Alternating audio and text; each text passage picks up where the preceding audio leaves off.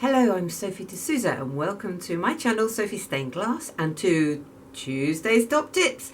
And today's top tip is for getting top tips, as in, you know, the spindly, skinny, curvy, pointy ones that snap off when you try and cut them. So I'm going to show you a way you can increase the likelihood of keeping your tips in place when you're cutting them. I'm not saying it's foolproof, because we know when the glass wants to break, it wants to break, and sometimes the glass does just hate you. But anyway, we persevere, and hopefully with what I'm about to demonstrate, you can increase your chances of top tips. So let's say you're trying to cut a piece of glass out of this, and you think a shape. You think, oh, I can just about get my curve shape out of this end of the glass. Yeah, that's the shape you're trying to cut. Not an easy shape to cut. You wouldn't necessarily usually design a piece like that.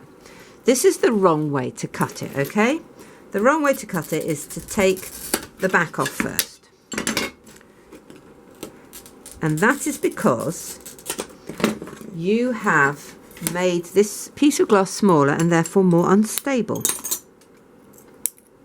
Alright, hopefully I will demonstrate that. Hopefully now when I cut this piece it will break. I say hopefully, obviously normally you don't hope that a piece is going to break, but for my demonstration purposes it would be nice if it behaved the way it often does. Right, so yeah, the other thing is, it's very difficult to actually hold it. Yeah, broken, just broken. Okay, so let's do it again with lots of lovely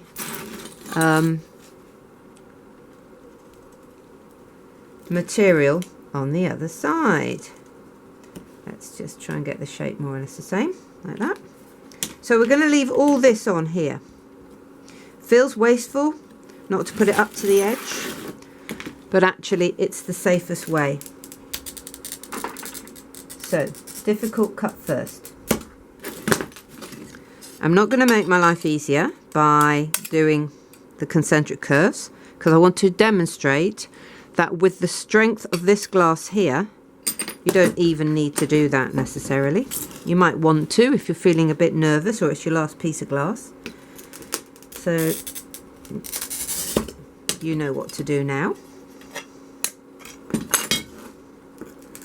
So I hope that has ably demonstrated my point, which is leave the bulk of the material on at the back of your glass and cut your most difficult internal cut first while it's being held steady with the glass still behind it. Then you won't lose these points. So thank you for watching. I hope that was helpful. It's quite funny actually. When I was making this video, I kept filming myself cutting out the difficult shapes to demonstrate them breaking. So what happened? Of course they didn't break, which we know is not what happens in real life when you're working on some really tricky piece and it's your last piece of glass. They always break. Anyway, this is also therefore a lesson in life. It will go the other way. Whichever way you want it to go, it'll go the other way. I shouldn't really complain. It's good if you can cut shapes out. So, thanks for watching. Please like, comment and subscribe.